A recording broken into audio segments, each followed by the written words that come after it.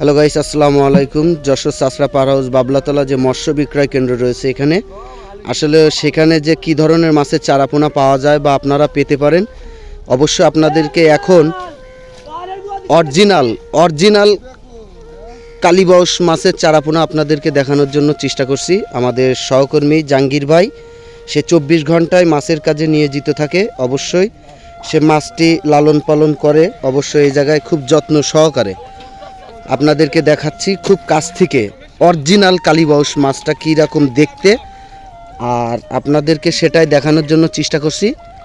আর original কালীবাউস চিনার যে বৈশিষ্ট্যতা, সেটা আপনাদেরকে খুব কাছ থেকে দেখানোর চেষ্টা করছি।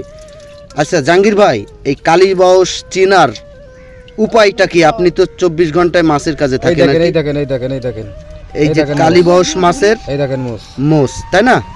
এই মোষটা সচরাচর কয়টা হয়ে থাকে মাছের মুখে ভাইয়া? ওই 2-3টা হয়। 2-3টা হয়তো, আমি সম্ভবত জেনে থাকবেন আপনারা 4টে মোষ হয় কালীবাউসের। এই দেখেন খুব কাছ থেকে এই কালীবাউসের মোষ বোঝা যায় দুটো ক্লিয়ার।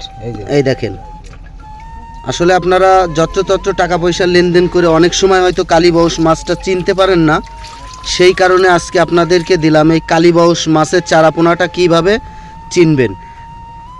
জাহাঙ্গীর ভাই, বেশি করে মাছ তোলেন হাতের পরে। আসলে আমরা রেটটা দিচ্ছি না, এটা কাঁচামালের বাজার, এই রেটটা আপ ডাউন করা হয় বা আপ ডাউন করে।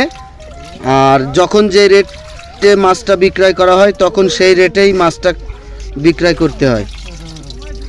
এই হচ্ছে অরিজিনাল কালীবাউস মাছের চারাপোনা। দাঁড়া।